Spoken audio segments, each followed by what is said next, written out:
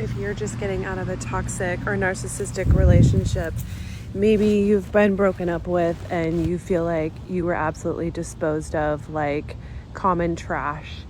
Maybe you feel like you gave your all in that relationship and you revealed your heart and you were brave, and it was pushed back at you and it was treated as if it was something to be avoided, something that was just disgusting to them. And I want you to look at it this way, because this is kind of an epiphany that I've had from my recent experience feeling like this. My last partner was the absolute embodiment of my deepest wound. And what that means is he treated me so closely to the way that I was treated throughout my childhood that in fact made me the person that I am today, that gave me the strengths that I have to love others and to understand people's pain and to see their beauty and hype them in the midst of their own personal pain. But it also was the dynamic that created my shadow self, that created my propensity to choose people that don't choose me, my pattern of accepting breadcrumbs, my pattern of choosing safe love over risky love and divine love because I don't want to be left. He embodied all of those abandonment wounds. He embodied my entire shadow self. And I had never been in a relationship where from beginning to end, it absolutely embodied my core wounds, because all of a sudden now I have to look at those wounds. I have to examine them. And during the relationship, I was faced with that task.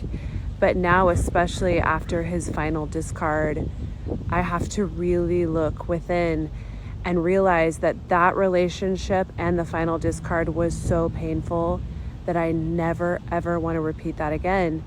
And I need to accept that it was my self that attracted him to me. Yes, it was manipulative. And yes, he tricked me. And yes, he's gotten really good at tricking people. And I don't want to victim blame. But there was a part of me that felt familiar with that manipulation, that felt familiar with the breadcrumbing that happened early on, and that I still put up with it. And regardless of how or why he came into my life, I want to believe that there was a bigger plan in him coming into my life at this point in my life, because I'm in the middle of my life and I know what I want. I've made a lot of sacrifices as far as walking away from a long marriage to get ultimately what I want, which is a divine union with somebody.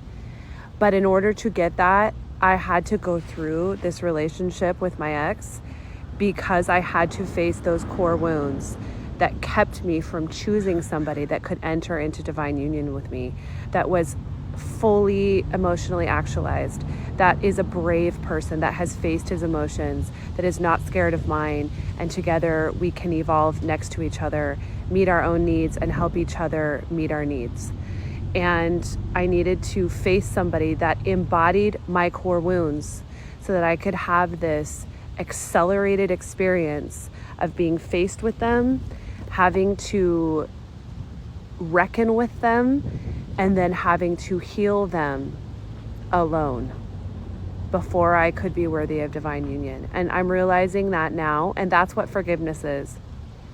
Forgiveness is not accepting what he did to me as okay, and it's not accepting what he did to me and being grateful for it, because I'm not.